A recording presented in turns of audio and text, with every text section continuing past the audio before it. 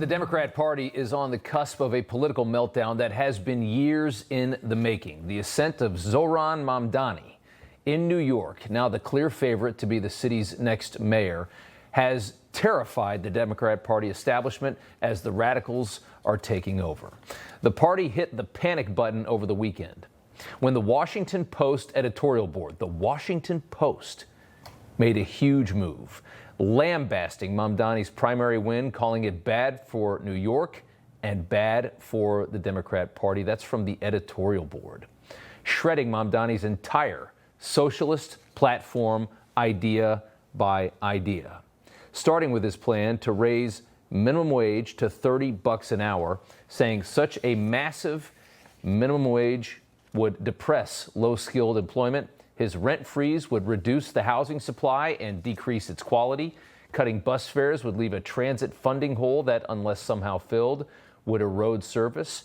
Meanwhile, the grocery business operates on thin margins, and his plan for city-run stores would probably lead to fewer options, poor service, and shortages as privately run stores closed rather than try to compete with city-subsidized shops. That's the whole platform, taken down by one of the most left-wing papers in the country, the editorial board of that paper. The Washington Post basically called this new Democrat star an idiot. Another of Mamdani's ideas is raising property taxes dramatically in New York neighborhoods where wealthier white people live. Take a listen to this. We went on your website and realized there's a policy proposal that says your plan, and I'm going to quote it for folks, is to shift the tax burden from overtaxed homeowners in the outer boroughs to more expensive homes in richer and whiter neighborhoods. Explain why you are bringing race into your tax proposal. That is just a description of what we see right now. It's not driven by race. It's more of an assessment of what neighborhoods are being undertaxed versus overtaxed. We've seen time and again that this is a property tax system that is inequitable. Inequitable, you know that phrase. The illusion of inequity, is how communists like this man thrive. It is, of course, all a lie. And in truth, the system in New York is already so punishing to the quote, successful, that they have been fleeing New York for years now. Virtually none of the burden of funding this massive city is carried by the people that Mamdani is fighting for.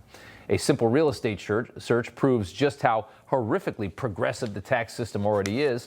Right here on the screen is a townhome in Bed-Stuy, Brooklyn. That is a more diverse neighborhood, we'll put it like that. The monthly property tax for that entire house, and it's a big house. Those are 4,000 or 5,000 square foot townhomes. $358 a month is your property taxes. That's nothing in New York. The other side, here's a townhouse on the Upper East Side we can show you. Monthly property tax, $6,200 a month in the whiter area. And what's Zohran want to do? He wants to make it more progressive, so tax the other side more. How much more progressive can you get than $358 versus $6,200 a month? Yeah, that'll fix your problems. But without the illusion of inequality, Zohran has no path to power, and he knows it. The more we learn about this 33-year-old socialist, the worse it gets. He is a rich kid, enjoying the fruits of his parents' success in the world's greatest city, a beacon of international capitalism. Zohran lives in his mom's $2 million condo. Yes, he's 33 and still on the teat. He is a spoiled cosplay socialist. His mom is a successful filmmaker. His father is an Ivy League professor. He is the rich son of millionaires, but anybody richer than him should not be allowed to exist. I don't think that we should have billionaires because, frankly, it is so much money in a moment of such inequality. And ultimately, what we need more of is equality across our city and across our state and across our country. And I look forward to work with everyone, including billionaires, to make a city that is fairer for all of them. Yeah, he's really on his best behavior right now because he can taste the power. That's not who he really is. The media's reaction to Mamdani is all over the place. Obviously, the Washington Post, what you saw there, trying to save the Democrat Party from self-destructing. But an op-ed in the New York Times aims at helping Zohran gain appeal. From Michelle Goldberg, "Plenty of Jews Love Zohran" is the title of this op-ed. A self-hating Jewish lady ignoring Mamdani's obsession over boycott, divest, sanctioning of Israel, and his refusal to condemn the phrase globalize the Intifada, Michelle Goldberg tells a story of how she thought it was funny once when an Arab restaurant had "from the river to the sea" marking its seafood section, and effectively tells Jews that it is okay to vote for someone who hates them. Yes, exactly the point. At CNN, more of the same, attempting to paint Mamdani's insane public grocery store plan as sensible, saying Mamdani is drawing on government-owned and subsidized models that already exist in the United States, such as the Defense Department's commissaries for military personnel. Really? That's the comparison?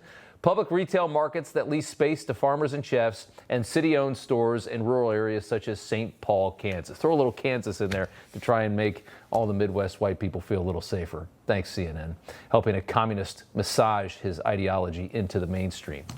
Here's Mamdani a few years ago. Listen to this soundbite in its entirety, but make sure you listen for the part where he talks about taking over the means of production.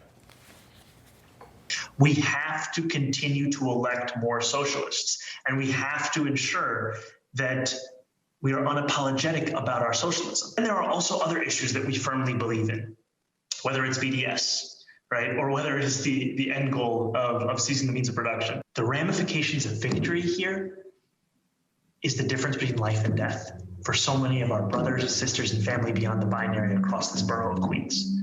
It's the difference between having cash bail anymore or not. It's the difference between having sex work be decriminalized and not. Big smile on his face talking about seizing the means of production. How terrifying would it be to have that in control of everything that this country produces, all of its output? That's the real Zohran there in his pajamas in his mom's apartment. What you're seeing now is acting. He is an underwhelming, spoiled New York kid who has rebranded himself as the Muslim AOC, and he is a shameless actor. Here he is eating with his hands in a promotional video. He has ads in Hindi, hoping to connect with working-class Indian Americans. Zohran Mamdani is a gimmick and very little more, who wants to conduct a socialist experiment on the most important capitalist city in the world. Outside of this bizarre election where Eric Adams was forced to leave his own party, basically, Zohran has never achieved anything. He wants to run New York City. He's offering a very embarrassing resume for a 33-year-old, relying on New York's suicidal levels of white guilt and colorful campaign ads.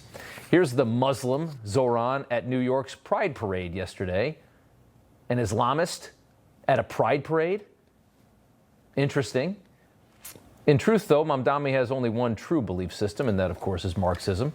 And these are his constituents at the Pride Parade. That's the army right there. That's who this guy fights for every day. Them and nobody else. The Rainbow Mafia there, the Pride flag no longer represents gays. They gained equality long ago. The flag now representing a coalition set on destroying this country, and they march right through the city every year on the last Sunday in June. But the only thing you can win by making that your coalition, that ilk, the Marxists in our society, the only thing you can win are local primaries in dark blue cities. Democrats aren't even sure Mamdani can win the actual election, even in New York. Being the Democrat in New York, it's supposed to be a shoo-in, right? So imagine how poorly this model that he has performs outside of their psychotic left-wing echo chambers. That explains the freakout from the larger party. That explains the Washington Post. That explains why Congressman Hakeem Jeffries fully refused to endorse Mamdani yesterday. Mamdani won a big victory. Have you endorsed him yet? I have not. What's holding you back from endorsing him right now? Well, we don't really know each other well. Our districts don't overlap. I have never had a substantive conversation with him. And so that's the next step in terms of this process, to be able to sit down, which we agreed to do. You know, everybody's reporting the same stories, the same spin. You turn the channel, it's always the same. But not us. We're different. We report the real news. No spin, just the facts. Turn to us, and you won't turn back. Tune in to Rob Schmitt Tonight on Newsmax.